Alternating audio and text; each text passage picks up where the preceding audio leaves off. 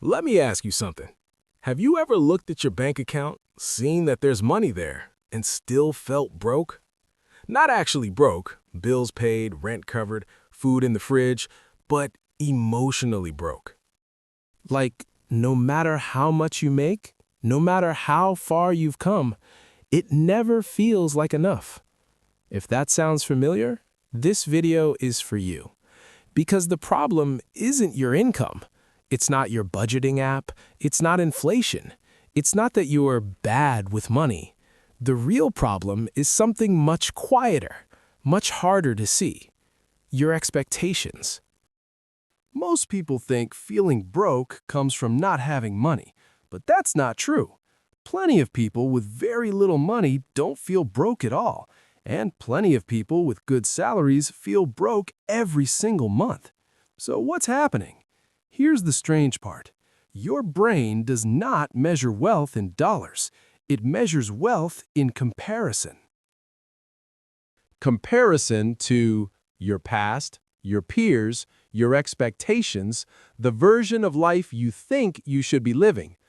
That's why a $2,000 bank balance can feel rich or terrifying. Same number, different expectations. There's a psychological effect called hedonic adaptation. It sounds complicated. It's not. It means this. Whatever your life looks like today, soon it becomes normal. New job? Normal. New car? Normal. Higher income? Normal. Your happiness spikes briefly, then flattens. And here's the dangerous part. Your expectations rise faster than your income. So every improvement quietly resets the baseline. Last year's luxury becomes this year's minimum. And suddenly, what once felt like doing well now feels like just getting by. You didn't become worse off. Your expectations moved the finish line. People assume higher income solves this feeling. It usually doesn't. In fact, it often amplifies it. Here's why. When your income rises, three things happen automatically. Your lifestyle expands, your social circle changes, your reference point shifts upward. You don't compare yourself to who you were. You compare yourself to who you're around. And now your normal includes better apartments, better cars, better vacations, better everything.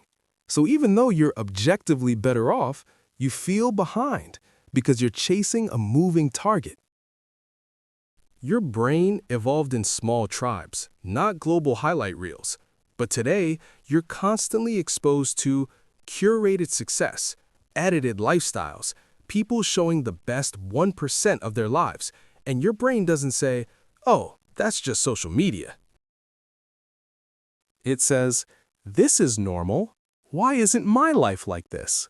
So now, your expectations are being set by influencers, coworkers, friends with different priorities, people funded by debt you can't see. You compare your real life to everyone else's promotional material and lose every time. Feeling broke is rarely about money. It's about the gap between where you are, where you think you should be.